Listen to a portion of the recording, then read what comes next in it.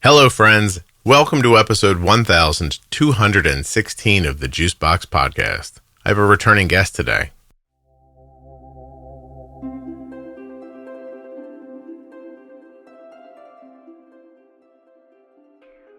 First things first, if you haven't heard episode 487 called From Russia With Sarcasm, you are missing out. That was 14-year-old Sofia talking to me about how she found the podcast, got her parents to get her devices that she needed, and figured out her own world with diabetes. Fantastic episode, 487 From Russia With Sarcasm. But today, it's 3 years later, and Sofia is back to check in, and a lot has happened in her life.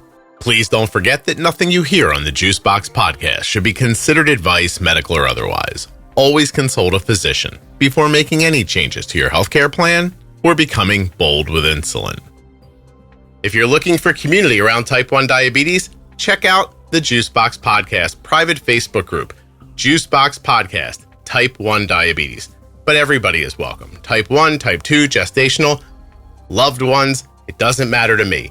If you're impacted by diabetes and you're looking for support, comfort, or community, check out Juicebox Podcast, Type 1 Diabetes on Facebook.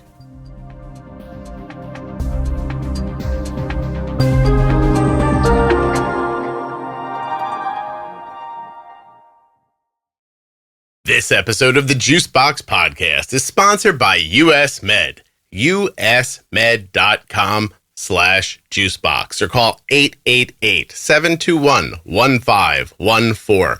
US Med is where my daughter gets her diabetes supplies from, and you could too. Use the link or number to get your free benefit check and get started today with US Med. This episode of the Juicebox Podcast is sponsored by Eversense. The Eversense CGM is more convenient, requiring only one sensor every 6 months. It offers more flexibility with its easy-on, easy-off smart transmitter and allows you to take a break when needed. EversenseCGM.com/juicebox. How old were you the first time we did this? I was 14. So that's how I remembered it too. But then how old are you now? 17. That part I don't understand. It's been 3 years since we recorded? It has been 3 years, yes. Oh, wow. That's crazy. I had no idea, honestly. And it was around this time, wasn't it? Or March? I'm not certain. I honestly, Sofia, I've recorded, what episode number were you? Do you remember?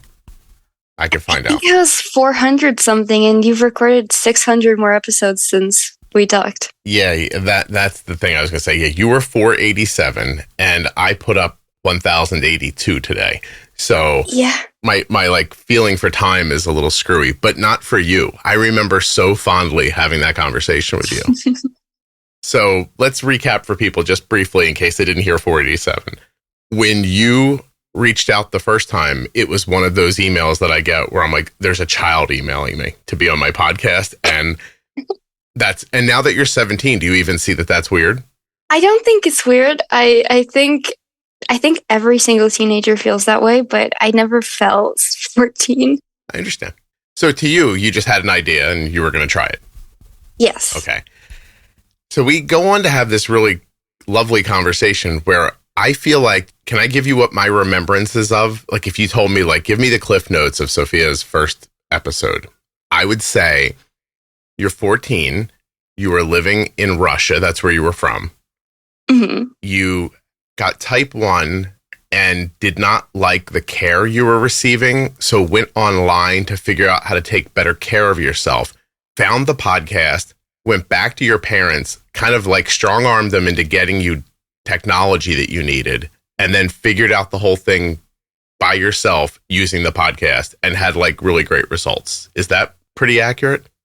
I'd say that's fairly accurate, yeah. Okay. I'm telling you, I really enjoyed the episode. What ends up happening is that the episode's called From Russia With Sarcasm because you and I appear to get into the most sarcastic conversation I've had in a really long time that goes on for almost the entire time we're doing it. Is that your remembrance?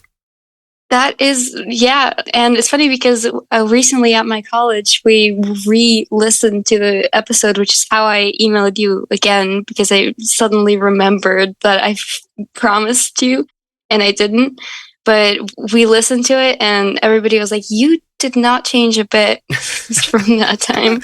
Wait, who did you listen to it with? I just have a study group at the college I go to, and we were reminiscing about the stuff we did when we were younger, and for like your podcast came up. You were just like, I was on a podcast one time. Yeah, that was what was said. Yeah, and we listened to the whole thing on 2 times speed.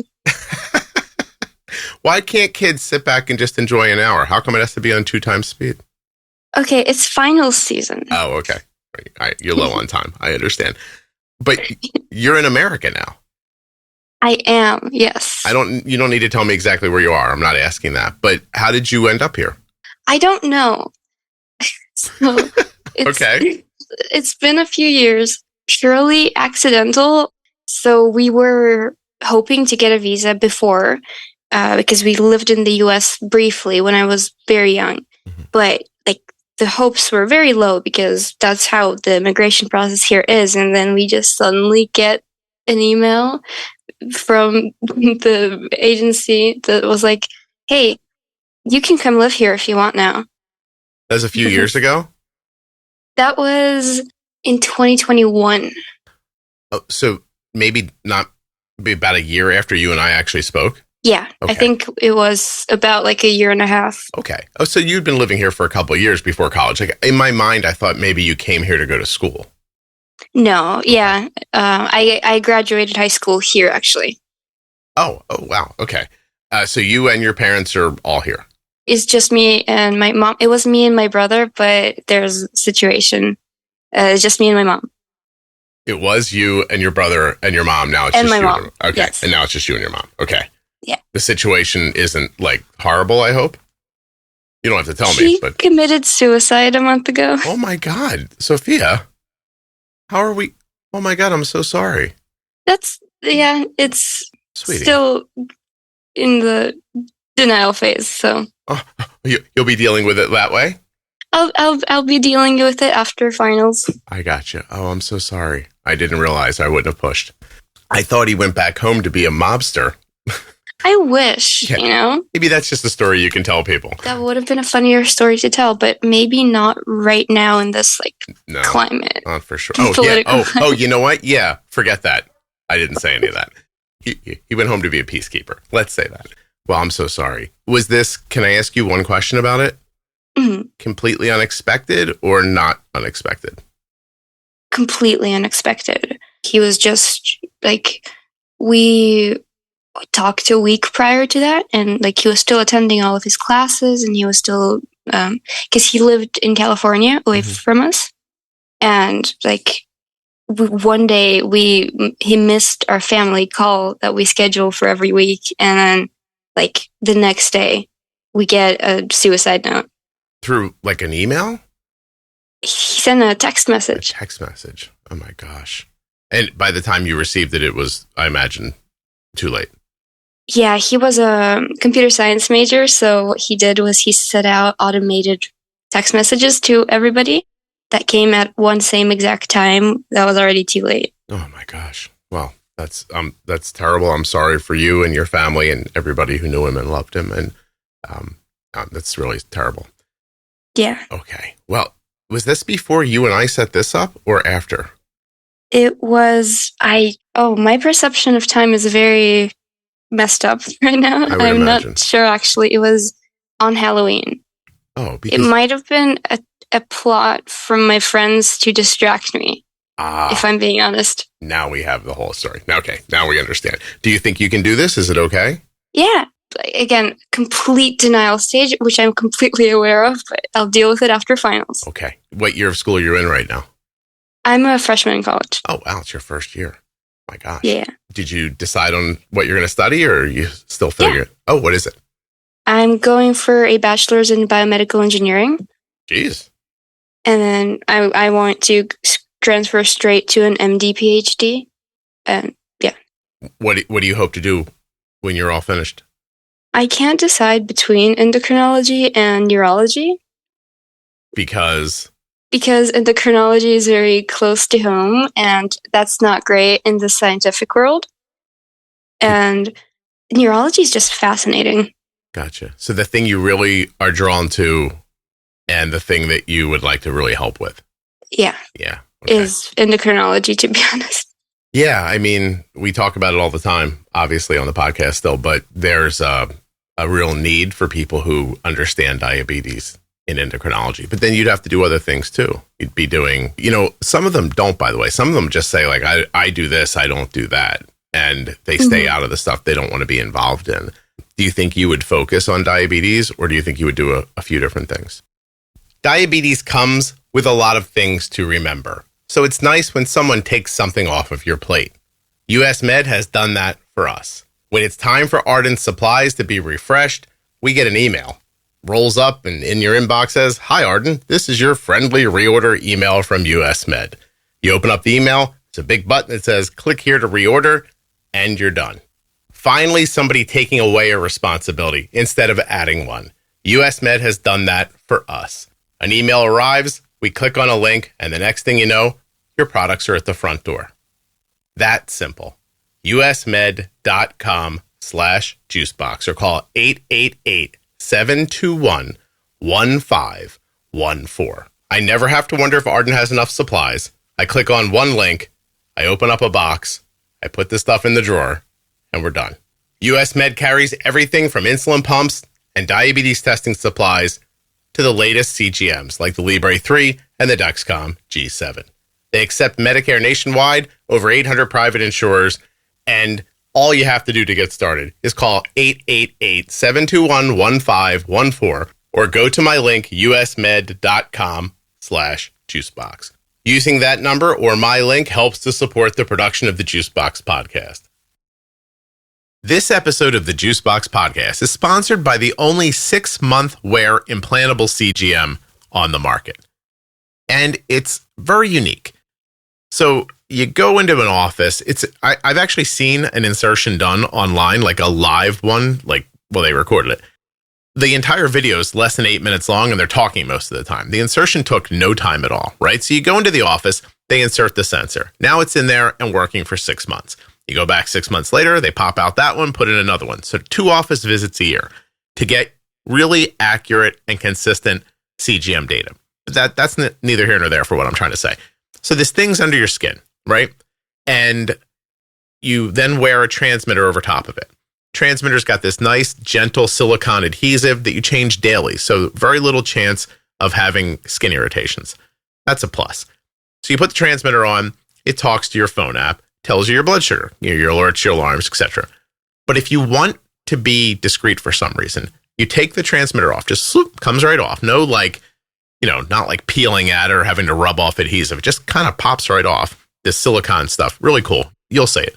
And now you're ready for your big day, whatever that day is. It could be a prom or a wedding or just a moment when you don't want something hanging on your arm. The Eversense CGM allows you to do that without wasting a sensor because you just take the transmitter off and then when you're ready to use it again, you pop it back on. Maybe you just want to take a shower without rocking a sensor with a bar of soap. Just remove the transmitter and put it back on when you're ready. EversenseCGM.com/juicebox. You really should check it out. I think I would just do autoimmune diseases in general. Mm-hmm. I've done that a bit. I have an internship with a laboratory at a university, and before that, even in my senior year of high school, I partnered on a research paper for a theoretical model for a cure of type 1. Mm-hmm. And everything is so interesting how it's connected to so many systems in the body that we don't even comprehend. Right. Yeah. All the autoimmune stuff. Have you been listening to the podcast since you recorded or did you stop at some point? Yeah, I'm not listening as often because of the moving and everything, but I still do listen, yeah. You pick it up. Okay. The reason I asked is because I've come to start asking people at the beginning of the, at the beginning of their interview, like, is there any other autoimmune in your family? And there's just so many times that someone says, oh, yeah, no. And then they think about it longer and they go, oh, and then I start prompting them. How about celiac? Oh, yeah, there is that. And then and then before you know it, they're like, oh, my dad has vitiligo. And, but then here's the thing is a lot of people bring up a family member who's bipolar. Yeah. Right. That happens a fair amount. And, I know that the research on like bipolar disorder, sometimes it'll skirt around the idea that maybe there's some autoimmune impacts, but doesn't really ever come out and say it. But I mean, at this point now, over 1,000 episodes, all these people who have said it over and over again, I keep thinking, well, that has to be connected somehow. And then what else is connected? You know what I mean? Stress, anxiety, like that kind of stuff. So basically, another recent research area of type 1 that I can see from my experience is that it's connected to your nervous system. Well, autoimmune, your endocrinological system is connected to your, through a pathway. I think it's called the cholinergic anti-inflammatory pathway, but don't quote me on that. Yeah. It affects the oscillations in your cells, which prompts autoimmune attacks. Interesting. Well, you cut out for a second though. It's connected to... I don't want to say the exact name on the internet because I feel like I pronounce it wrong, and You'll be embarrassed, or you'll do the wrong thing. Oh, I do remember you feeling like that. Are you self-conscious about accent still and words? I guess slightly. I'm just worried that I'll say the wrong scientific thing. Get somebody going in the wrong direction. But you're wondering about the connection as well. Yes. Yeah. Well, there's so much of research has focused on neuroimmunomodulation, which is so interesting because this is not what we expected when we first started studying type 1. Right. That these things could be connected. Well, how about this one?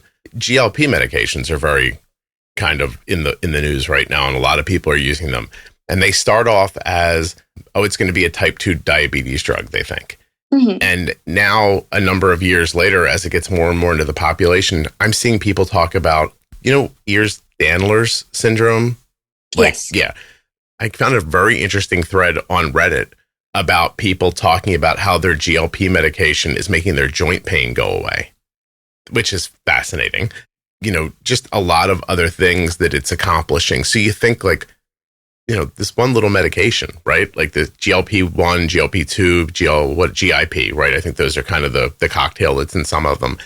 And women who have been unable to get pregnant forever are suddenly on these medications for something else and popping up pregnant all over the place. Yeah. You know what I mean? What else is connected? Because, you hear all the time, she has type 1 diabetes, but she has PCOS. Mm-hmm. And those two things start to seem like they're going hand in hand. And, I hope I'm saying Ehlers-Danlos correctly because it's spelled oddly for me. But, just your connective tissue being too, stretchy, basically. And, when you can hyperextend your elbows or that kind of stuff, that's an autoimmune issue that even after they diagnose it for you, what you're told is there's nothing you can do except go to physical therapy and strengthen the muscles around the joints and help support them. That's it. We don't know anything else about it. So, yeah, I can't wait to figure out what everybody else figures out. And that's going to be your generation of doctors and scientists, you know? We're already connecting very strange things to autoimmune diseases. For example, even schizophrenia has now been connected to autoimmune causes. Oh, yeah. Oh, please. I think I figured that out with the podcast, so I'm glad doctors were able to figure it out. Yeah. Just really fascinating stuff. Or even just how many people, I know right now it's, a lot of people say that they're anxious, but I've been doing this for years where people talk about what else is going on with you? And they're like, well, I have some anxiety or I'm depressed and it just seems to follow along. And so do you think I know you're just a freshman in college, but I'm not trying to put the pressure of the world on you, but do you feel like there's a way to figure out what's happening? What's happening, the whole picture in the whole world? No. In people's, why are people's immune systems and doing all these weird things, I think that there's never going to be a complete understanding of the human body because akin to studying quantum mechanics, where we just cannot understand why something happens the way it does. But I think a lot of the human creations that we're not supposed to be constantly around our bodies have definitely caused an impact on them. And we're definitely being very self-destructive. You're talking about pollution, plastics, processed food, stuff like that. Even technology and the constant microwaves that are around us. Yeah, so all these things are just, they take time. Like you have to have these experiences over and over so people can see through lines and go, oh, this is what's impacting that. And, you know, the GLP is a great example of it, right? Like the first thing that the research shows is it is telling your brain you're not hungry. It's making you feel full because it's slowing down your digestion, which is impacting your insulin usage. You're using not as much insulin because that's happening. People are losing weight. They see it over and over again. They go, okay, this is a weight loss drug, you know, but hey, how about people's A1Cs are coming down too when they have diabetes? Oh, it's a diabetes drug. And then somebody with diabetes takes it who has PCOS and they go, oh, that lady got pregnant.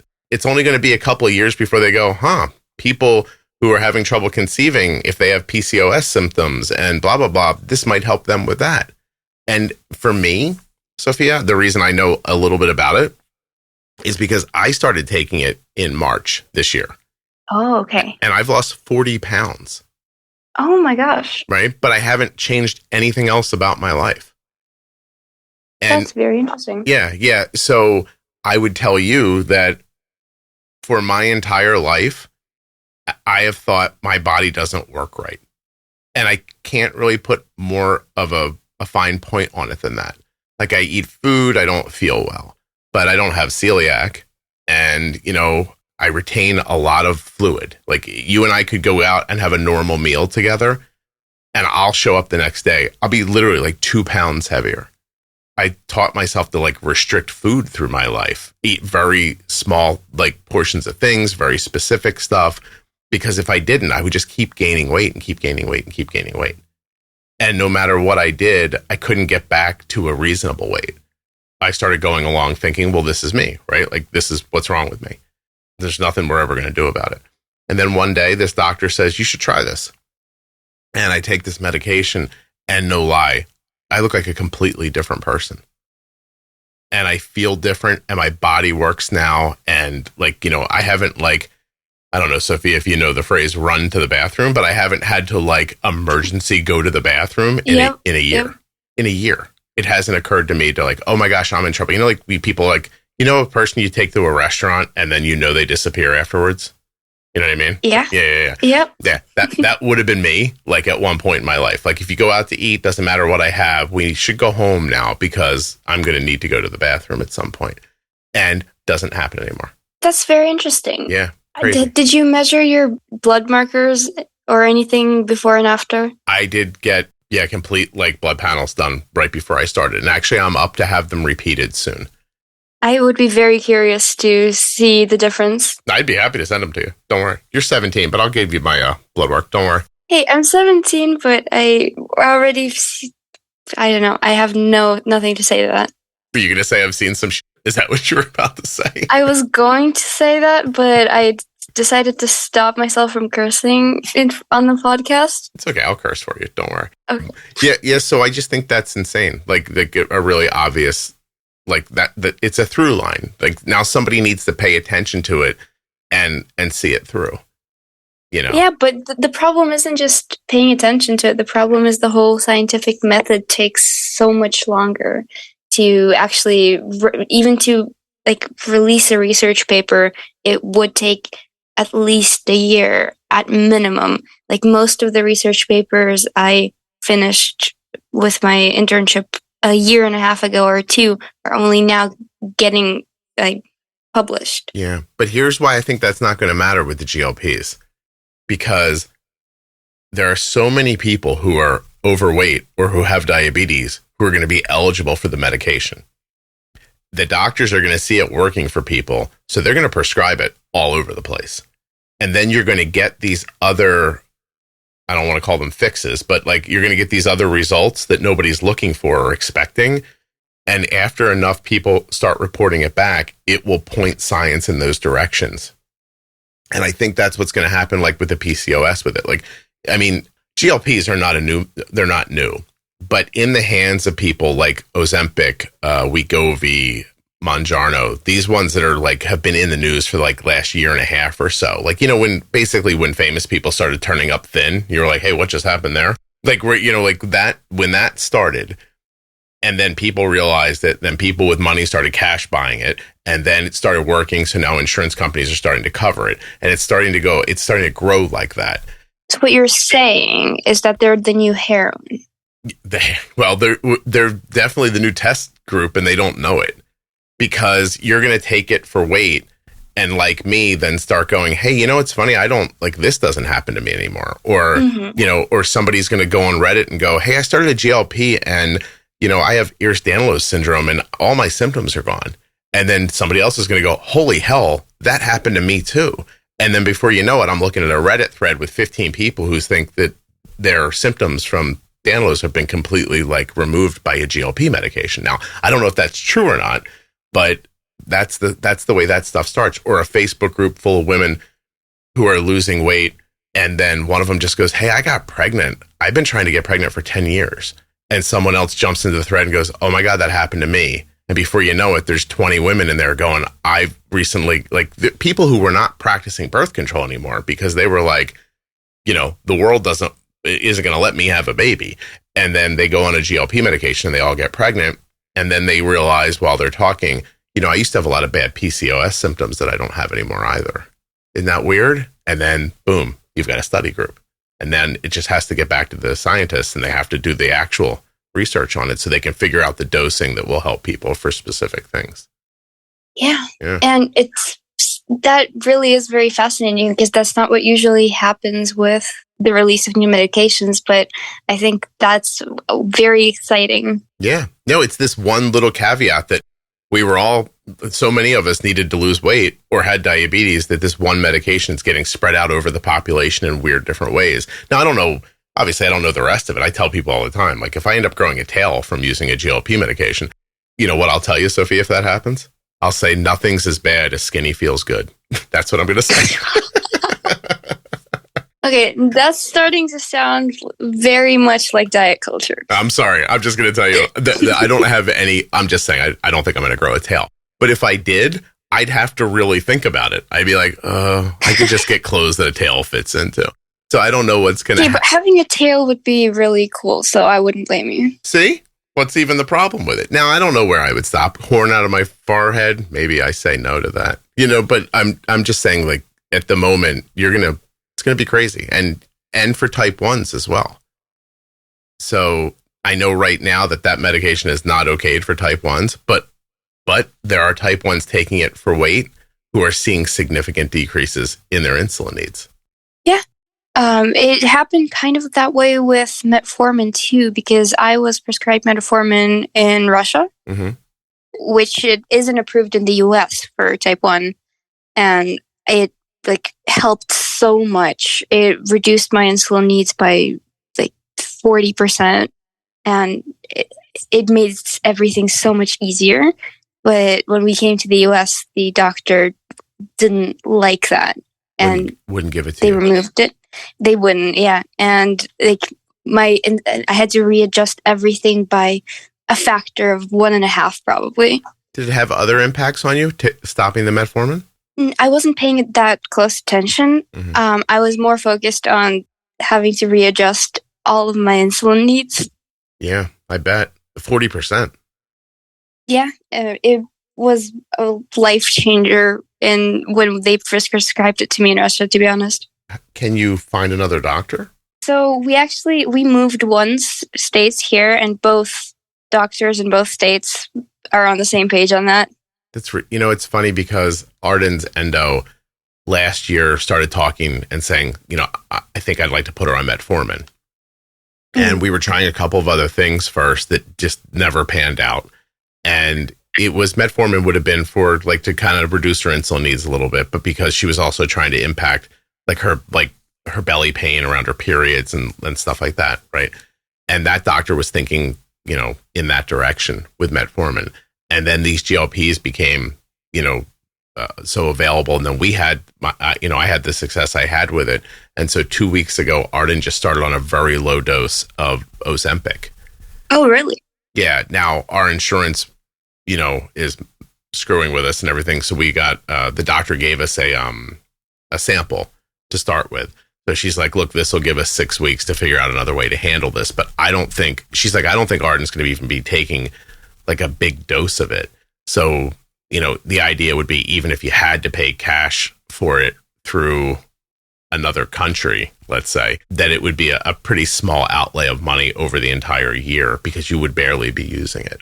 So right now we're using it to try to see what's happening for her. And she's hoping for like heavy period symptoms to be impacted by it.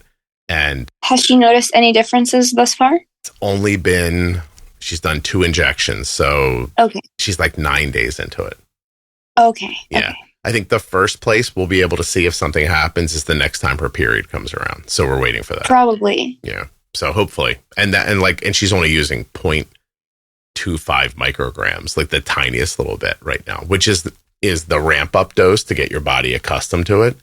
But on the ramp up dose of the same drug, different brand name, but it's the same drug for me, I started losing weight when I wasn't supposed to. Like the doctor was like, this is not a therapeutic amount of this yet. It shouldn't be happening. And yet I lost 4 pounds the first week I was on it. Oh, okay. So maybe that was water weight the first. Definitely going to be. But that was the thing I was telling you, though, is that my body retains water. Abnormally retained water. And I took it in and boom, it was gone. Interesting. I'll tell you this, since we're talking about this kind of stuff. I have a number of times in my life, 4 or 5 times, had to take a steroid pack for, something. And everybody says, oh, I take steroids in my body and I retain so much water. I gain weight on steroid packs. As soon as I get ramped up on a steroid pack, like into the second day of it, I pee out all the extra water in my body. Like I'm never it works backwards on me. So that is very curious. Go be a doctor and figure it out. Can I call you back in 12 years? Absolutely. I'll try to stay alive and you call me back in 12 years when I'm 64 years old. You're not going to die by 64. Okay. Well, now that I'm thin, probably I'll be all right. But, I got to buy new clothes. That was nice. Yeah, except for the money spent. That part I didn't enjoy. That's right. I didn't enjoy. So listen, so your friend said that your sarcasm is exactly the same when you were 14 it is when you were 17. So what were they talking about? I kind of have a reputation at the college. I'm kind of the whole reason that our study group came to be in general. One of the members, he's actually the head academic coach. Like he already graduated. He just works there. And I just started making fun of him for no reason at some point, and as a joke. And the other members from my class kind of joined in, and we've been hanging around each other ever since. I just kind of think that I haven't grown out of it very much. I'm not sure if that's a good thing or not, but yeah.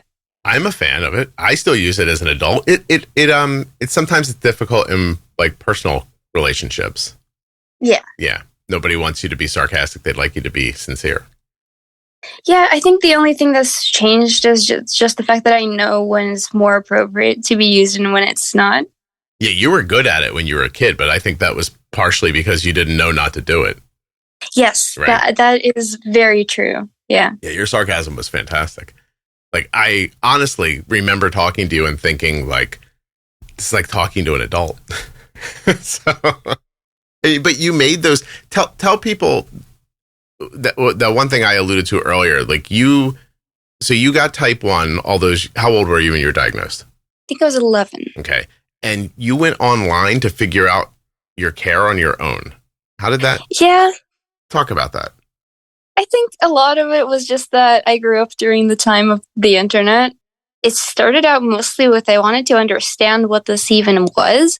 And then I was realizing that my numbers are not matching up with the numbers that like people on Reddit are saying are good, or the Juicebox podcast. I found it and you were talking about completely different levels of control than I was being told to. And that made me very curious and kind of frustrated in the fact that I might be doing my body harm through the care that my doctors are telling me to do. So I just tried to figure out a way that I could fix that. I didn't want to do my body any harm, which was really frustrating because I was doing what my doctors were telling me to do. And it was making things worse as it turned out. So I just went on the internet to see if there's any way that I could fix it myself. And I guess it kind of worked. Because would you get more aggressive with insulin? Yeah, and I found ways to get the Omnipod there and the Dexcom, and I found new ways. Like hearing other people do what you say to do for type 1s made me feel better about doing it myself because I wasn't the only one doing crazy control things. Okay, so the doctor tells you one thing, and then you realize that doesn't seem right. But even once you figure, I'd like to try something different, the actual act of doing it feels wrong? Yes, because I was in a country where nobody else was doing anything like that. And it felt risky because everybody else who is doing what you say feels so far away. Yeah. You know? So it was actually valuable to hear people's stories. Absolutely. Okay. And I think that was part of the reason why I also reached out back then. Yeah. You're not the first underage person to be like, I'd like to come on the podcast. I, in fact, just did this one with a Canadian girl. She's like 8 or 9. You get that email and you're like, hi, I want to be on your podcast. I'm 14. Do your parents know? Please loop them into this email. And then you don't know how it's going to go. And that's the other side of it is I want to have conversations with kids. But at some points, and I don't think you'll find this hard to believe, Sofia, some of them are boring. And so it's hard to talk to them because you ask them a question, they're like, I'm like, oh, this is a podcast. You got to talk quicker than that.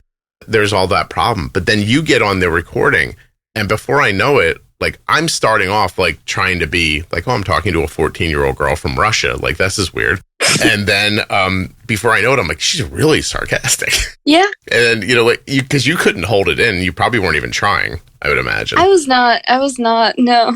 I was very nervous in the beginning, but I think you make the conversations flow very easily, which I think is the reason why it came out so naturally. Oh, good. Oh, I'm glad. When you listened back to it, what was your takeaway afterwards? What did you think?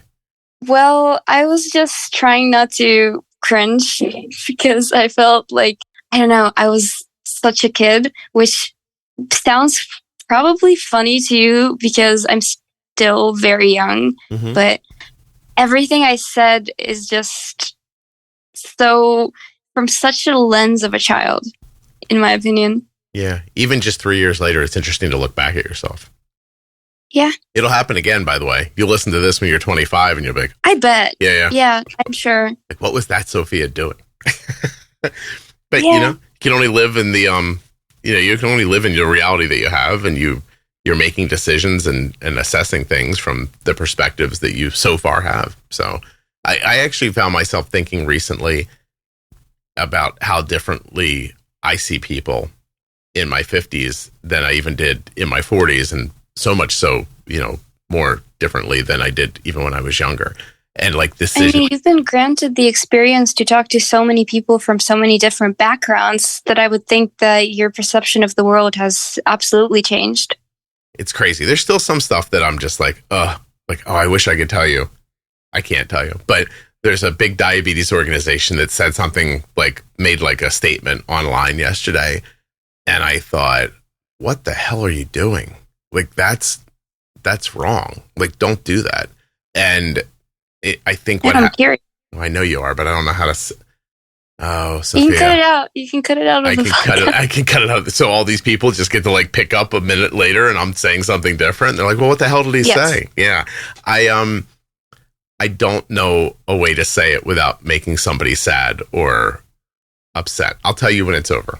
Okay. Okay. I'll write Sounds it down. good. I'll write it down. Yes. Here. Okay. Okay, I have a note for myself at the end. I'm sorry to everybody else. I don't want to make anybody sad. But my point was that you can see that the organization is being run by younger people, which is good. But they've taken a position on something that I think hurts people's health. And they're doing it in the name of supporting people's mental health. It's an interesting decision to make. Maybe I'll be able to talk about it on the podcast at some point. But moreover, what I think will happen is I think the world's going to yell at them online and they're going to stop, and that's going to be the end of it. So, we'll see. Your study group. We should say hi to them very quickly. How many people are in this group? 4, okay. I think, or 5. And you guys get together, and how do you... I pretty much live at the college, to be honest, so... Do you literally read together and take, do you practice tests and things like that, or do you just bounce stuff off of each other? How does it work, working kind of like a collective like that? We just sit together. All of us has mostly different classes. We usually just have one class in common. But I have, again, the reputation of not really studying, but doing everything but studying. I still get my work done, just not there. They're very good at actually focusing and blocking me out. So you're the problem? I am the problem, yes. Sofia, I'm on your LinkedIn at the moment. Yeah? Yeah. How do you get away with being so academically successful but not paying attention? I don't think I'm academically successful, to be honest. You don't? I did my best in high school. I kind of sped run high school, to be honest. You what? I graduated at 16. I know you're too young to be in. So how can you say that you graduated when you were 16 but you didn't do well academically? I mean, I don't really like accepting achievements, I'd say. Mm-hmm. I think that's how you end up being successful, by the way. Maybe. Yeah. Maybe. It doesn't feel, does it feel boastful to you? That you don't have a problem with that, do you? It does feel slightly, things click in my head very easily. Math makes so much sense immediately to me. And it's so fun to me. And that sounds so not humble when I say it, and I hate saying that out loud. Okay. Well, I think it just sounds representative of who you are, but I appreciate how you feel. Let's see how dorky you are with math. Did you teach yourself Python for fun? I didn't teach myself Python for fun, but I taught myself differential equations for fun. Yeah. All right. So we all see where you're at now. Okay. Because, the entire time we're talking, I'm doing the math and I was like, when would she have to be born to be a freshman at 17? That doesn't work out no matter how No, yeah. I graduated at 16 and I am going to a community college until I turn 18. So I don't move out until I'm 18. Could you get accepted at another school, but you're not old enough?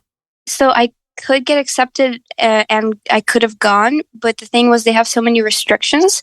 The one school that I will transfer to, Johns Hopkins, they have a lot of rules for underage students. So I just decided that it would be easier to transfer when I'm 18 and get some cheaper credits while I'm at a community college. Very nice. Good idea. All good ideas. And I love the way you just slipped in Hopkins like it was nothing. Like that's a humble brag right there, Sofia. I hate that. I just said it to make you feel weird. Yes, you'll be here with me. You're going to be a couple hours from me when you get there. Oh, really? Yeah. You're in New Jersey, right? Right. Yeah. I drive past, my kids are in the South right now, so I drive through that area a lot. But my son's coming home, so a little less. Okay. Arden's going to school in Georgia. So. Yeah, and she's getting in design degree? Yeah, right? Fashion design. Nice. We just spent a couple of days thrifting, which was a planned event with Arden and my wife and myself. So we went to all these thrift shops, one of the boroughs in New York. And we spent like a day and a half, just walking the city and going from thrift shop to thrift shop. So she could somehow pick clothing that no one would ever put together and make these crazy outfits that she couldn't walk.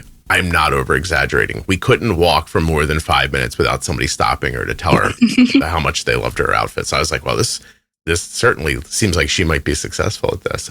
That is really awesome. Yeah, very cool. Like, it's so much so that she's like, oh, like, thank you. She's very nice about it. And she's like, I really appreciate it. Thank you very much. And then you kind of move on. But the things people say are so, like, you know, they're like, I feel how you look. Like one woman said. I was like, what? So what does she want to do with the degree? She just wants to design clothes. That's awesome. Yeah. So that's what she's trying to learn how to do. And I have to give her a ton of credit because prior to college, Arden was not a particularly artistic person. Like, she wasn't a person who sat around drawing or painting or modeling or anything like that. She had a vision in her head. Like, she was actually, I guess by the time she was a junior in high school, she had sat us down and had this pretty like serious conversation where she said, I either want to be an attorney or a fashion designer. And we were like, okay. Oh.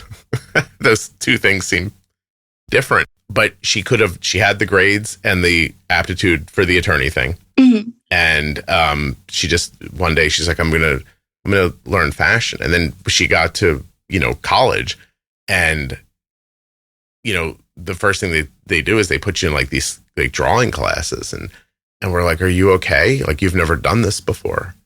And she's like, no, I'll figure it out. And in that first semester, like, at least she's not Picasso, like, don't get me wrong, but she taught herself to draw. And she's significantly better at it than you would imagine a person who had never really done it before, ever, just picking it up and forcing themselves to learn how to do it. It was really... That takes a lot of dedication. Yeah. That's really awesome. No, I thought so too. So this is pretty cool. But this just comes very naturally to you. It never did up until I kind of started homeschooling myself in high school. I was never like the gifted kid in elementary or middle school. In fact, I had the worst grades in all of my classes. But at some point in high school, I just started actually looking into stuff myself. And I found my own purpose in every subject. And for math just became my special interest, which it never was. I always thought I was what Arden never was, the artsy kid. I played, I'm a classically trained piano player. Right.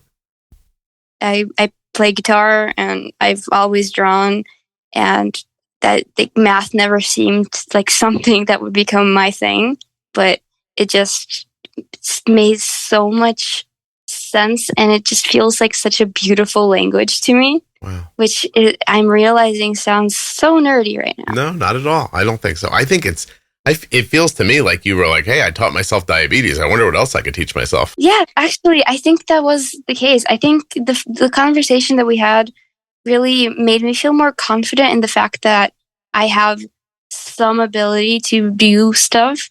And it gave me a lot of motivation to actually try in life, to be honest.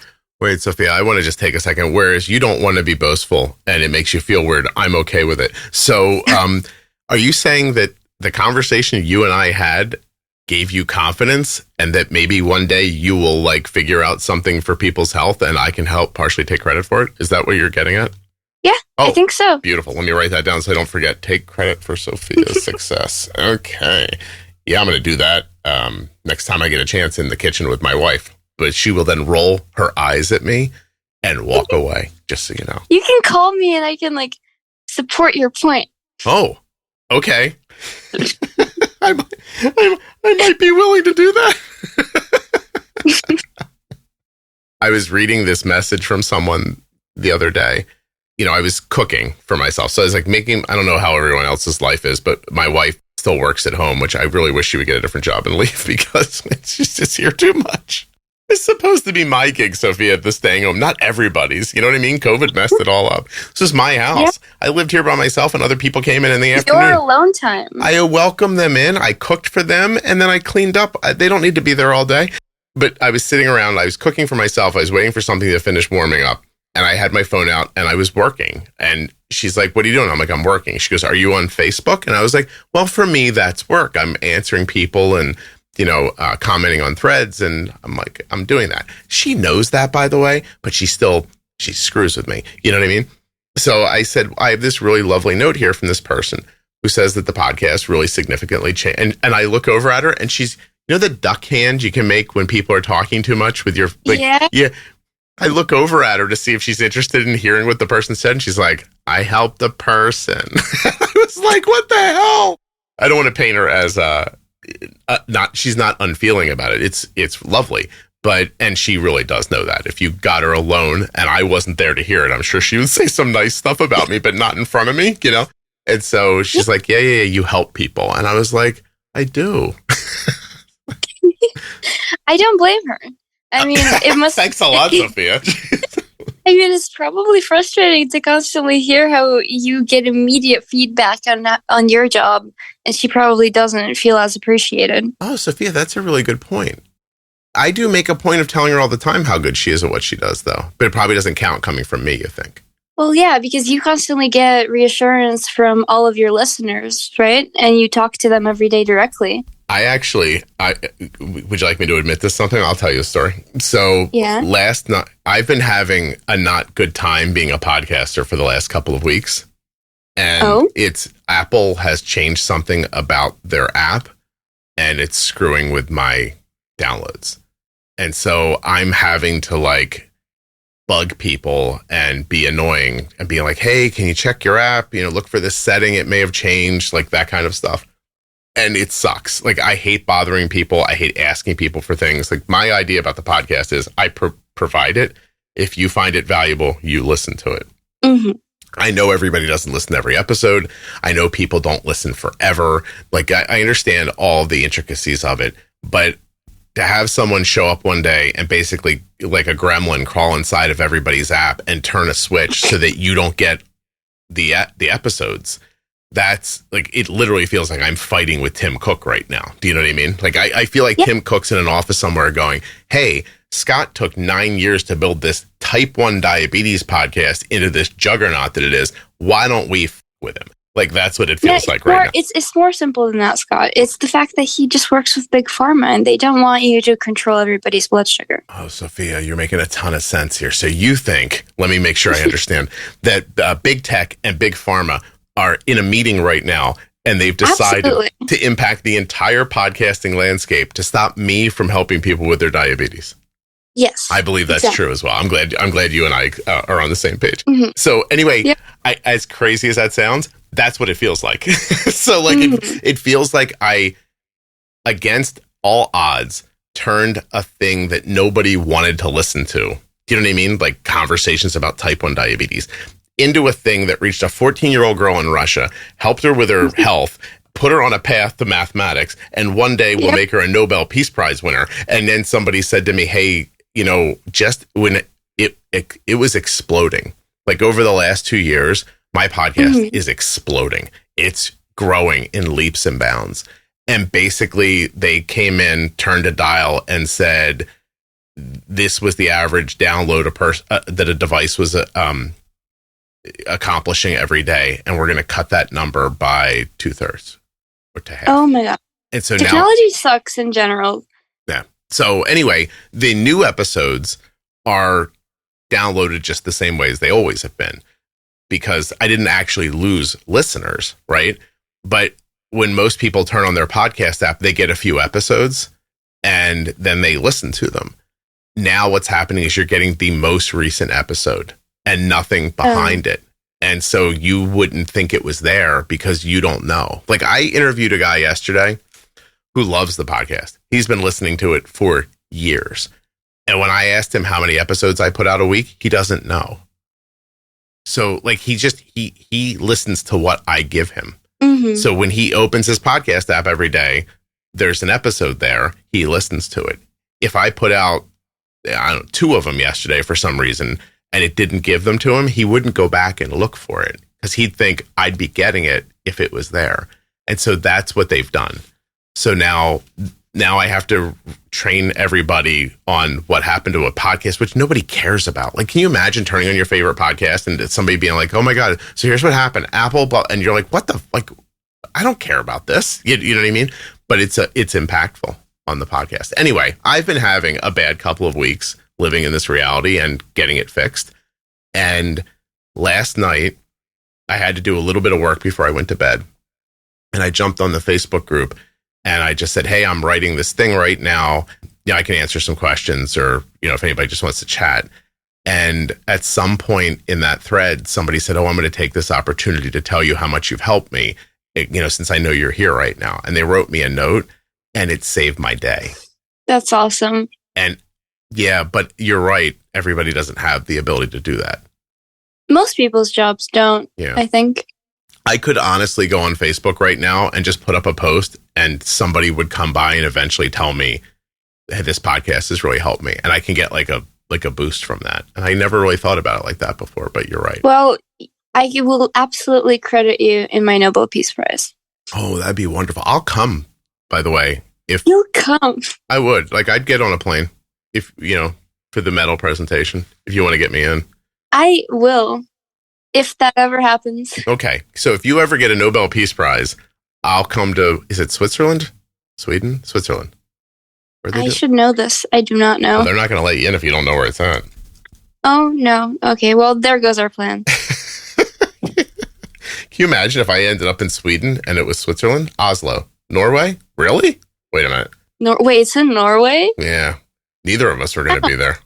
No. Oslo City Hall. The Peace Prize ceremony takes place in Oslo City Hall at 1 p.m. on the 10th of December. I don't feel like going to Norway. It was 2 days ago. That's weird. Oh, really? Isn't that crazy? I really need to get myself together. Oh my gosh. Oh, it literally was 2 days ago. Oh, that's insane. Oh, I wonder what else we're talking about that we're making the world do. While I have you, Scott, I wanted to ask you, what do you feel about the new iLet, bionic pancreas? I had them on, had a really long conversation with them about it, like a couple hours actually with the guy that started the company. And after hearing everything he had to say, I think that the iLet pump will significantly help people who otherwise did not understand their diabetes or were never going to put the effort into it. That is very politically correct wording to say that you should not get it if you're listening to this podcast right now. I mean, it's going to keep an A1C in the 7s, right? Oh, you're making me nervous. I am switching to it next month. Are you really? Yeah, my endo pushed it, kind of. Well, how come? What are you using now? I'm still on the Omnipod. How come? Were you looking for a new pump? I was not really, but she has a very big bias against the Omnipod. So she wants me to either switch to the T-Slim or the new bionic pancreas. And they just came to talk to her the whole hospital like last month to them and got every single endocrinologist there on board. So now they're all really big fans of it. Sophia, you're saying that one sales call and they're going to switch everybody off their insulin pump? Yeah, pretty much. What's your A1C right now? I was at a 5.9 before the brother restriction. I'm at a 6.5 now. Okay.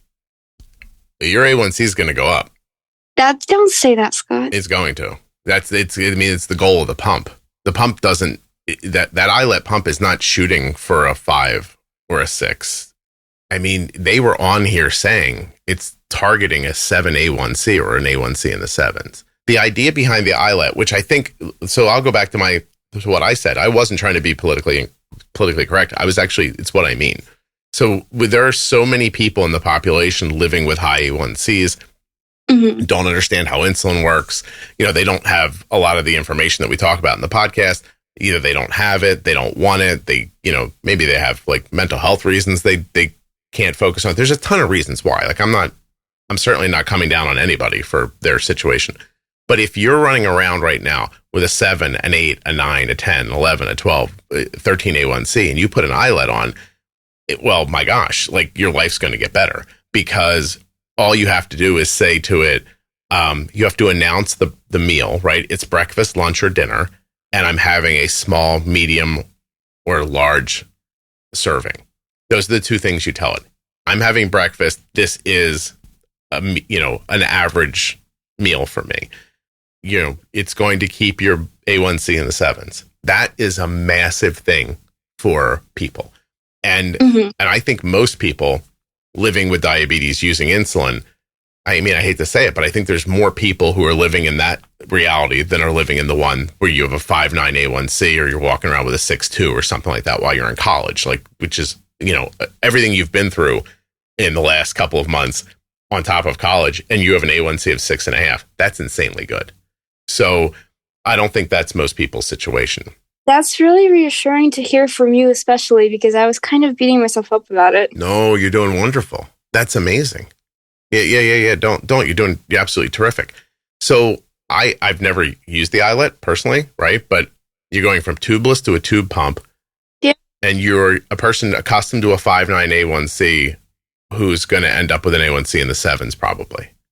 Well, I'll talk to her if I can not do that then. I have a question. Why don't you just not tell her I'm not switching my pump? I guess I just wasn't advocating for myself as much because I still have the notion that maybe this doctor does know better and she is advocating for it so much. It sounds like to me, Sofia, that for reasons that I don't understand, this lady's got what they call a bug up about Omnipod. And then somebody came in and made, is that a term that translates? Do you know that one from? Yeah. Yeah. Okay. And then someone came in and gave her a big sales push, and she's like, okay, I'm on this team now. So yeah, every time I came in, she was really pushing for the T-Slim, and she really wanted me to switch to the T-Slim. Now she's really wanting me to switch to the iLet. Are you on an algorithm? Are you using Dash or Omnipod 5? Omnipod 5. And you have a 5.9 and a 6.5. Oh, why would you switch? You're going to go to tubes? You're going to go to carrying a device on you? Like, how come? I am not sure. Now I'm second guessing it. I had like really logical reasons, but now that we've talked, I don't anymore. Don't forget, I made you love math the last time we spoke. You did. Is this what I'm going to do this time? You were the catalyst. You were the catalyst. Shh, Sophia, I thought we agreed. Okay. All right. For everybody listening, God will make your children love math. Yeah. Thank you. Good job. Well, do you think people know math is the way? Yeah, I feel like you've said a lot on this podcast that you don't like math. I know, but my son got a quantitative econ degree. Really? Yeah. I did not know. Mm-hmm. And last night, oh my God, Sophia, last night, he shocked the crap out of me. So he went away. He got a job. He got out of college. He went and got a job. He's worked it for about a year. It was a year-long contract. And at the end, he said, I'm not going to stay here. He's living in Atlanta by himself. And he's like, I miss everybody and I'm bored. And like, you know, doesn't particularly love Atlanta. And he's like, I want to, honestly, the only friends he has, Sophia, are the people, the men and women he met at work that he likes, small group of friends there. And I guess I can say this now, the drug dealers that he plays basketball with in the park. I should be more clear about that. He said to me one day, he's like, baseball's over. I got to get moving. He's like, I can't just keep lifting like I'm playing baseball. He's like, that's ridiculous. I don't need to be this big. So he was like 6 feet tall, carrying like 202 pounds on his frame, right? Like, so he was jacked up to play baseball. And he's like, so I'm going to stop working out like this. So he's like, this is how I stay in shape. So I'm going to go play basketball. And I'm like, okay. I was like, well, where the hell are you going to do that? He goes, I don't know. He's like, there's parks all over the place. I'm going to go to a park near my apartment. I'm going to bring a ball and I'm going to play basketball. It's like, okay. So he gets there. He said it took him a while to like gain the trust of the people there, like to actually get into a game. They could see he could play a little and he's athletic. And so then they kind of liked him and everything. He's like, but you know, the longer I've been there, I realized that most of these guys are drug dealers. I'm like, okay. And he's like, and he goes, they're really great guys, I guess, aside of what they do for a living. And I was like, right. He goes, but he's like, at the end of the games, like, you know, we like all go back to our cars and like change our clothes and put stuff in bags and like take our phones out of our gym bag. He goes, when I'm taking my phone out of my gym bag, the other guys are pulling guns out of their gym bag. And I'm like, okay. And I said, stop going there. And he goes, they're really good games. And I said, okay.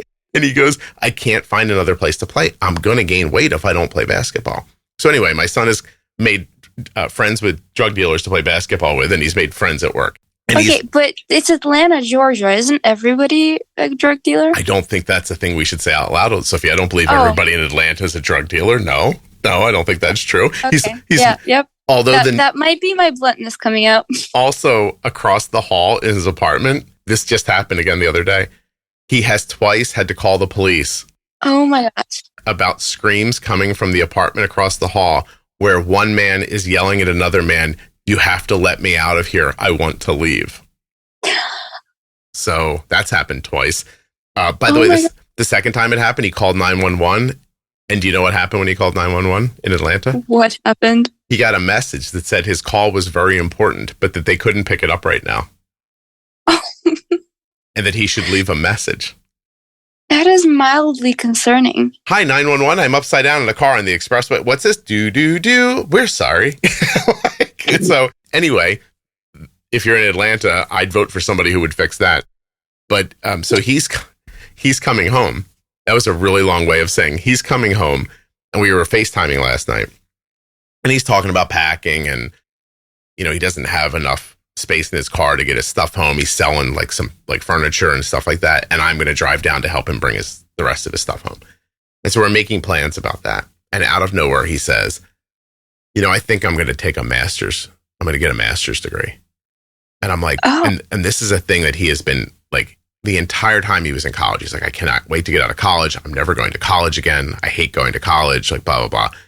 And a year in the real world. And he's like, if I want to get the jobs I'm looking at, I'm going to have to get a master's degree. And I was like, what is he getting a master's in? He thinks computer science. Nice. Yeah. That would be really smart, especially right now. Mm-hmm. Yeah, he's been taking a lot of courses online this year, Python, R, AI, introduction to AI, stuff like that. And okay, I would recommend instead of Python, C# or C++. They're the leading programming languages right now. Is that in health? C#. No, the programming languages. Yeah, but where are they being used mostly? So most video games are either now Java-based or C# and C++ because they are... Python is more for beginners because the languages it uses, it's more like we talk. So they're easier to comprehend because they are it's basically written like we talk. Mm-hmm. But they're not as versatile as when you use the complete vast syntax of C# or C++. I will let him know. Thank you. Yeah, so he's been doing that stuff online and getting certifications and growing his understanding and everything. But I think the biggest thing is he's seeing the jobs that he's looking for. They're like, you need 7 years of experience or a master's. Or a master's. And he's like, well, so it'll take me far less time to get a master's than it'll take me to get 7 years of experience working. Of course. Yeah. So he's thinking about that. That's a very problem to us right now because most college students, they don't have time to get an internship or experience, but most jobs require experience right off the bat, which is why most high school students are already starting to look for internships and stuff. Yeah, no, it's certainly for anybody listening, one of the mistakes my son made in college is he was playing baseball so much that he didn't get internships. Mm-hmm. And that did screw him up. Now, he was able to get a good job with a subsidiary of Sony. So he got a good job this year and he got a lot of great experience. But he's inside of 6 months of being there, he's I've learned everything this job's going to teach me. He's I'm doing a task now. And and I was like, okay, he goes, I have to move to get more experience. And that was this idea, I'll go grab this job and build more experience here and build. But I think now he's thinking more what if I can get this master's and then kind of leap a little bit those first couple jobs and start there. So that would definitely be a really good way to go. Yeah, that's what he's thinking. So anyway, that shocked me because the last time we talked about college, it's when he handed me his diploma and went, here, you wasted a lot of money on this. And I was like, well, thank you. So he said to me after he graduated, he said, I could have taught myself everything I learned in college with 6 months with the internet. Yeah. Basically, what we're learning in our associate's degree right now is what I taught myself last year in 2 months. Mm-hmm. Yeah, that he was disappointed by that, and it's not a laissez-faire attitude. He's genuinely disappointed in the way the system works, and Yeah. But you guys, you don't understand. You don't want like the Russian educational system either, or most European educational systems. There's thus far, we do not have a perfect system to be used. No, I don't think perfect exists anywhere. It's nice to hear you say that, but I think that honestly, I think it's your story. It's that your education or your opportunities are what you make of them, not what somebody gives you, not what somebody gives you. Yeah. Yeah. The only reason I think I did well in high school was because I taught myself the material myself. I self-studied for AP tests, and that's why I got 5s and 4s, not because I took a really good class. Right. Yeah. Same idea here. Like you can take like prep courses for SATs and stuff like that, but they teach you how to take the test, not really, nothing about the information as much. It's an imperfect system, but again, it favors the people who are willing to put the work in, have some aptitude, but also it favors people who can afford it. Like, so, the one thing we're skipping over here is that if my son comes home, there's a place for him to be. Like he doesn't have to go work to stay alive. Like we're like, look, you can come back here if you want to go back to school. That's fine. And, he'll be able to do that. That's a support system. It's very important to have a support system. And that's amazing that you can give your kids that. It is really gratifying, honestly, to do that. Yeah. I was looking forward to not supporting him in any way, but I guess I can just work a little longer. If Tim Cook would get his foot off my neck, it wouldn't be such a problem, Sophia. You understand? Yeah, I understand. The last time we talked, by the way, that was the day that Arden took her SAT. Oh, was it really? Yeah, you said you have to leave to pick up Arden from her SAT. Oh, no kidding. Well, that ended up... What did she get? I don't remember, and it ended up not mattering at all. Oh, really? Yeah, so here's what ended up happening. I don't think that art schools see a lot of interest from people who were very carefully academic in high school. Yep, so, probably. Yeah, so she looked like $1 million to them, and they were very happy to give her all the financial aid that was available to a person with her grades. Nice. Yeah, so that was very nice. That was really cool. Yeah, we saved a lot of money because I can imagine. Yeah, because of Arden's grades in high school. So you must be really proud of her. I'm very proud of her. Significantly. Actually, I'm super proud of that she went away to college and managed her A1C so well on her own. Because the one thing, so you're living at home, like, because you said you're doing community college till you go off to college. The one thing you're going to need to be careful of when you get off onto a campus is that the food is garbage. Yeah. And yeah, it took her a lot more insulin to manage the food at college. So you're not going to have that kind of control with the eyelet either, by the way. I already kind of eat in a very low carb way anyway, because I'm both gluten and dairy free. Okay. Well, that will actually, that'll help, obviously. And that might help you too with the eyelet as well. Like what's a standard meal have as far as carbs go for you? Like no more than 10, actually, now that I'm thinking about it. Listen, maybe that'll work for you then. I don't know. You know what I mean? But I don't know. I feel uncomfortable that after a sales call that a doctor pushed you to change your insulin pump. And what did you mean that she has a problem with Omnipod? Do you know what the problem is? She doesn't particularly like the control that Omnipod does, and she sees a lot of issues on her end, which I know I shouldn't be saying. Aren't you sponsored by Omnipod? You can say whatever you want. That's fine. Okay. Well, she's seen a lot of issues with Omnipod 5 PDMs failing for especially younger children for some reason, and I think she just doesn't like the standards it sets and how I remember her saying how slowly it learns. Well, it doesn't actually learn. So I have a wonderful series about Omnipod 5. Have you listened to it? Yep, I have. Yeah, I have a great experience with the Omnipod 5, and it's completely my fault that I got kind of manipulated into it, I'd say. Well, isn't it interesting that you're having, a 5'9" with Omnipod 5, and your doctor's seeing other people struggle with it, and her instead of asking you, what are you doing to have this success? She said, why don't you come over here with all the people that are struggling? Yeah. What a weird thing.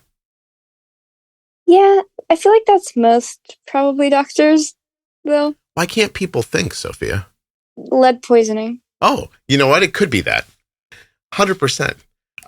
But seriously, am I the crazy one? Like, maybe I'm the crazy one. Why would I look at a group of people struggling and one person not struggling, and instead of asking the person not struggling what they're doing, I say, hey, come over here and struggle with everybody else? She doesn't have enough time to really get a picture of what everybody is doing, I'd say. Like, our appointments last like 10 minutes with her. Do you think she just thinks you're low carb, so that's why you're there? Or do you think she thinks you're having lows that you're not having, but she can see that you're not? So yeah, she doesn't really look very carefully, I think. Anyways. Just makes big changes to your life. Yep. I don't really listen to the changes usually, but again, I think I just got roped in. It was also, I was not in a very good, like, emotional state when we had that appointment. It was like a week after. I see. I'm seeing now. Okay, well, Uncle Scott's back. We're not going to do that, okay? We're not doing that. Do I have to have you on once a month to make sure things are okay? What are we doing right now? Sophia, what's your level of need from me right now? Just let me know. I'll be here for you, okay? Thank you. I appreciate it. Absolutely. I think I'm just surprised how much blood sugars really are affected by, like, stress levels, which I knew in theory, but it's really in practice much more intense than I would have assumed. Yeah, hits you hard, right?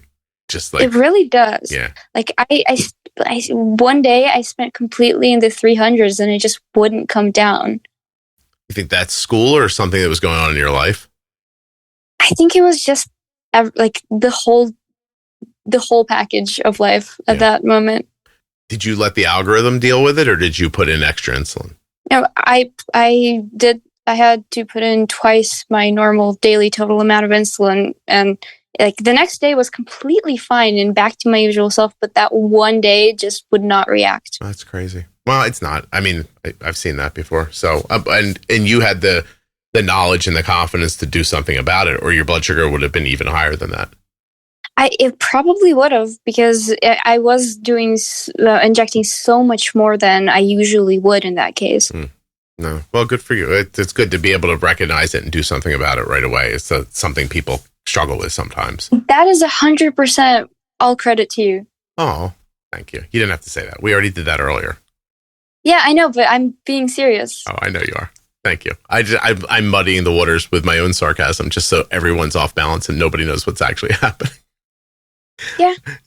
That's what I particularly enjoy about you. Thank you. I appreciate that. So few people appreciate my the way my brain twists up into little like knots. So I think people wouldn't be listening if they didn't appreciate that. Yeah, but what if I gave it all to them? I don't think they could handle all of it. You should try for just one episode and like pay attention to what your Facebook group says. I think if I let all of me out in an episode, that I wouldn't have, the next day I'd release an episode, they'd all be gone. They'd be like, wait, what did he say? That's not okay. Okay, then release it on April Fool's.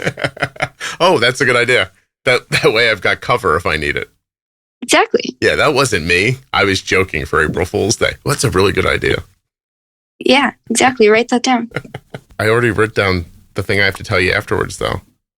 Yeah, I'm very excited. I think I have an idea of what it is. Should I call the episode April Fool's? You could. I could. I don't know what to call it, though. I just hard and go down the stairs in like a pair of boots I'm sure I paid for. They were very heavy. I assume that anything that sounds heavy, I paid for. You know what I mean? Yeah. Heavy to me sounds like expensive. Every time her phone drops. Oh, you're like, oh no! I dropped my phone yesterday, and as it was leaving my hand, I was like, oh no! But so there, Tim Cook helped me. The case saved the phone. Nice. Yeah, but he's screwing me other ways. Also, by the way, just not me. Everybody who has a podcast, that has a significant and valuable back catalog or puts out a lot of information, because this is happening because most podcasts put up an episode a week or a month. That's how most of them do it, right? And what they do is when they're trying to get advertising, they put out like, I don't know how to put this exactly. They put out like crappy content, like short episodes to bump up their download numbers. So easiest way to say it is if you had 100 followers and you put up an episode a month, you'd probably get about 100 downloads. But if you put up 2 episodes a month, you'd get 200 downloads. So what they end up doing is they put up their episode, then they'll do one of those like 5-minute, like, hey, don't forget about this thing, which your app automatically downloads and you go, what the hell is this? And you delete it. But they get the number for it. Like, so now they have extra downloads. So the app is now limiting how you see all that content. But for me, I put up 5 really like well-considered, thoughtful episodes a week. And now it's not delivering those episodes to people. And so the simple fix is you go into your settings, you go to automatic downloads, you tell it like download all the episodes. Everybody who upgraded to iOS 17, their app eliminated that setting. So even if you were set up to have that happen anyway, now that's not happening. And now you'll just think I'm not. You never go for the iOS updates. Well, it's too late now, Sophia. He's come with his sickle and his hammer, and he's that was not a Russia reference. That was a death reference. He's come for me. He's swiping at my neck right now. Now, I believe that, like I said, people are going to still get the interviews. Hopefully they'll hear me say this and go back and change their settings at some point. But it literally is like, it might sound like it's about downloads to me, but I took a lot of time and care building this thing up, and I was like really starting to get it into people's hands at like mass numbers. And now, this comes along, and what Tim Cook doesn't realize, I'm sure it wasn't him, by the way, but is that in this specific space, you have a real opportunity to like change your health, but it's not going to happen in one episode. And so you might need to hear a dozen people's stories, and you might need to be listening for 3 months before you realize, oh, there's a pro tip series, like that kind of stuff. And so you need people to like kind of live in this ecosystem for a while until they can get to a point where they can do these things for themselves, make these bigger decisions, go find the information, and then help themselves. Like after all that happens, if you don't want to listen to the podcast anymore, like I understand, like that's fine with me, but I want to reach people and give them the real opportunity to help themselves. And if they're only going to see every 5th episode of the podcast, then I don't know that that's going to happen. And then that's upsetting to me. So anyway, yeah, of course. This is what he's done to me. It's fine. You should write a very strongly worded email. What if I wrote all that out on a piece of cardboard and stood in front of the Cupertino gate? I just stood out there. I was like, you're ruining people's health. Because that's in the end what's going to happen. Or by the way, if the advertisers don't have the foresight to be able to see, oh no, I'm still getting what I need from Scott, then they could leave. And if I don't have advertisers, you wait till you see how quickly Scott becomes the most popular cashier at Walmart and is no longer a podcaster. This all has to kind of work in symbiosis, the business side of it and the helping side of it. Of course. And yeah, that sucks, but I'm sure every single one of your listeners will eventually stumble upon an episode where you tell the issue. I hope so, but I don't want to say it too much. It's boring.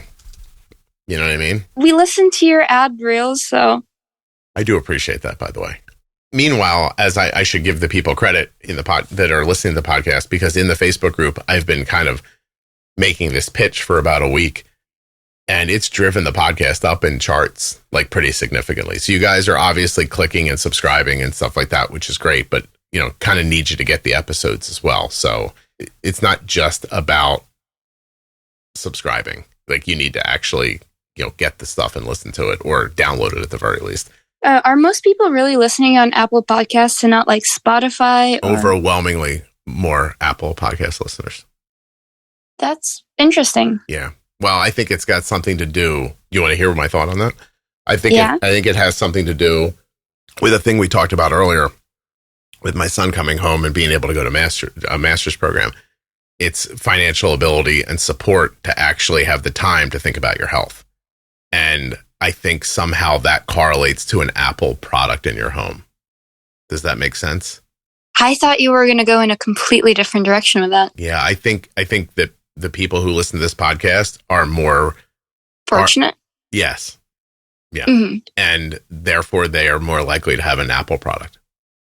And I know that's weird, but I know my numbers, and they're incredibly skewed towards Apple devices, which I don't think is the norm for most podcasts. That does make a lot of sense. Yeah. Yeah, I think especially with the demographic group in your Facebook group, you can see that a lot. Mm-hmm.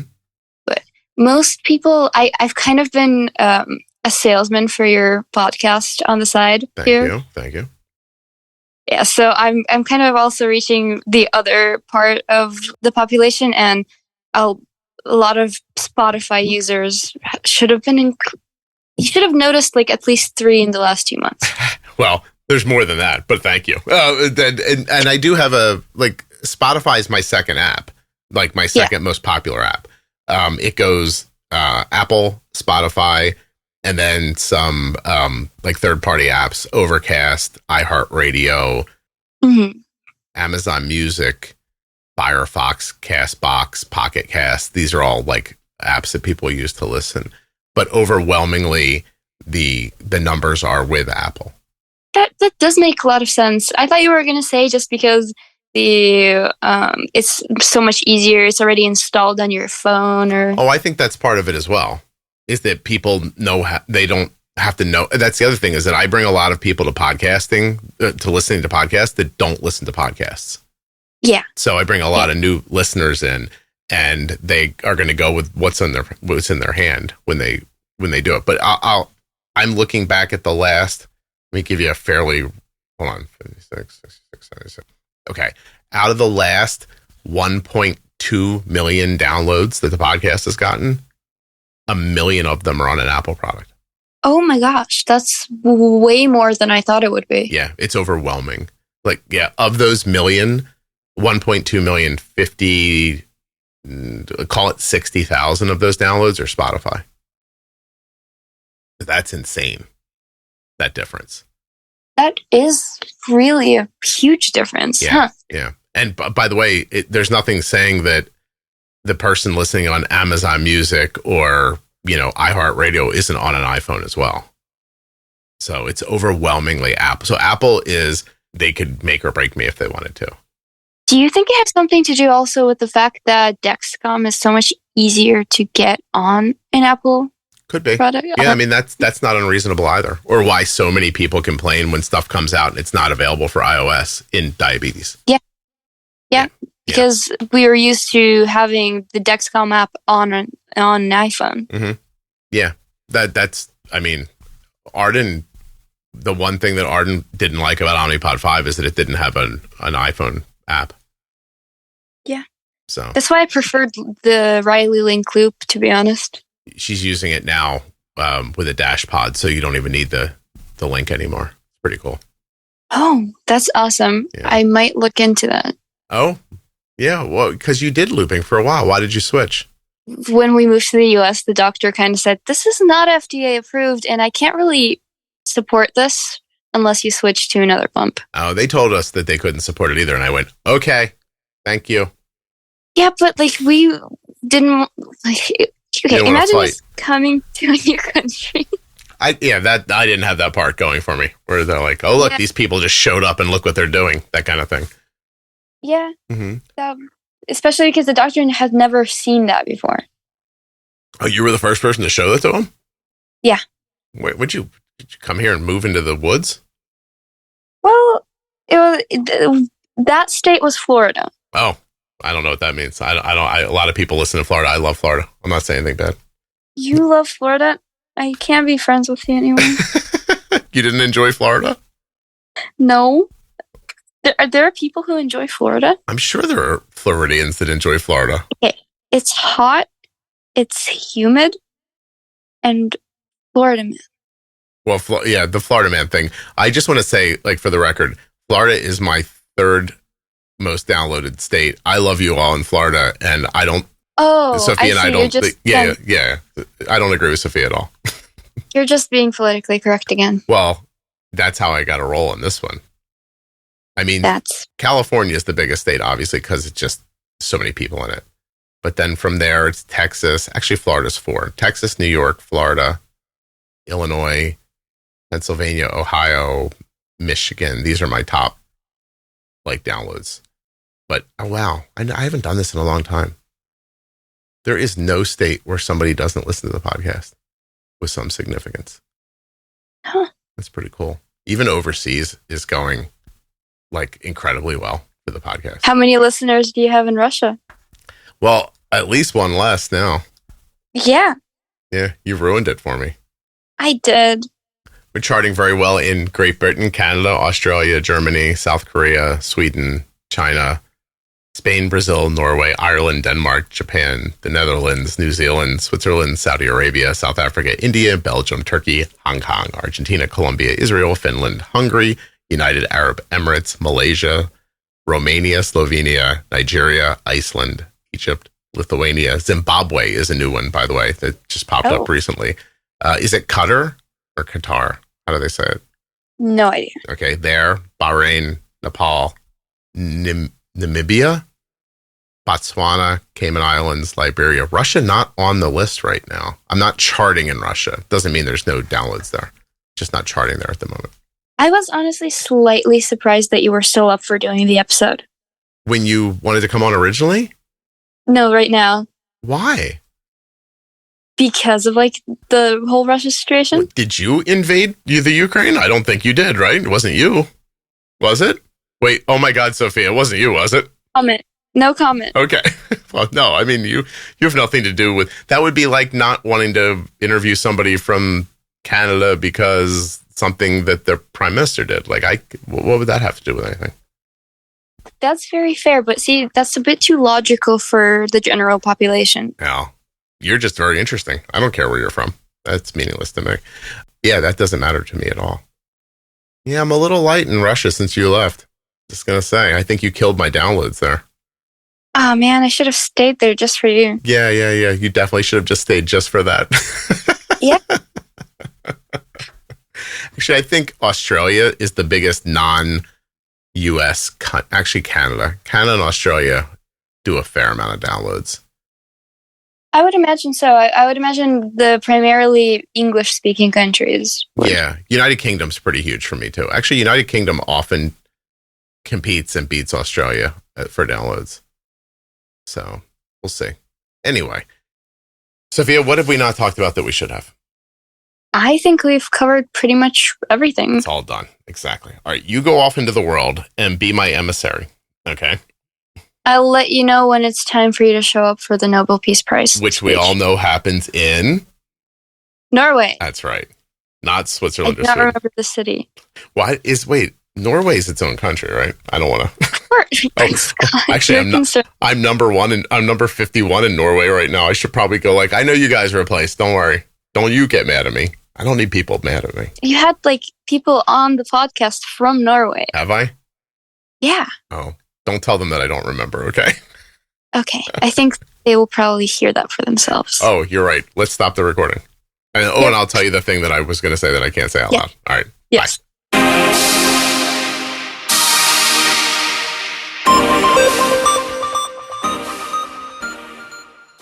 A huge thank you to Eversense CGM for sponsoring this episode of the podcast. Are you tired of having to change your sensor every 7 to 14 days? With the Eversense CGM, you just replace it once every 6 months via a simple in-office visit. Learn more and get started today at eversensecgm.com/juicebox. A huge thanks to US Med for sponsoring this episode of the Juicebox Podcast. Don't forget, usmed.com/juicebox. This is where we get our diabetes supplies from. You can as well. Use the link or call 888-721-1514. Use the link or call the number, get your free benefits check so that you can start getting your diabetes supplies the way we do from US Med. The Diabetes Variables series from the Juicebox Podcast goes over all the little things that affect your diabetes that you might not think about. From travel and exercise to hydration and even trampolines. Juiceboxpodcast.com. Go up in the menu and click on Diabetes Variables. If you or a loved one was just diagnosed with type 1 diabetes and you're looking for some fresh perspective, the Bold Beginnings series from the Juicebox Podcast is a terrific place to start. That series is with myself and Jenny Smith. Jenny is a CDCES, a registered dietitian, and a type 1 for over 35 years. And in the Bold Beginnings series, Jenny and I are going to answer the questions that most people have after a type 1 diabetes diagnosis. The series begins at episode 698 in your podcast player, or you can go to juiceboxpodcast.com and click on Bold Beginnings in the menu. Thank you so much for listening. I'll be back soon with another episode of the Juicebox Podcast. The episode you just heard was professionally edited by Wrong Way Recording. WrongWayRecording.com.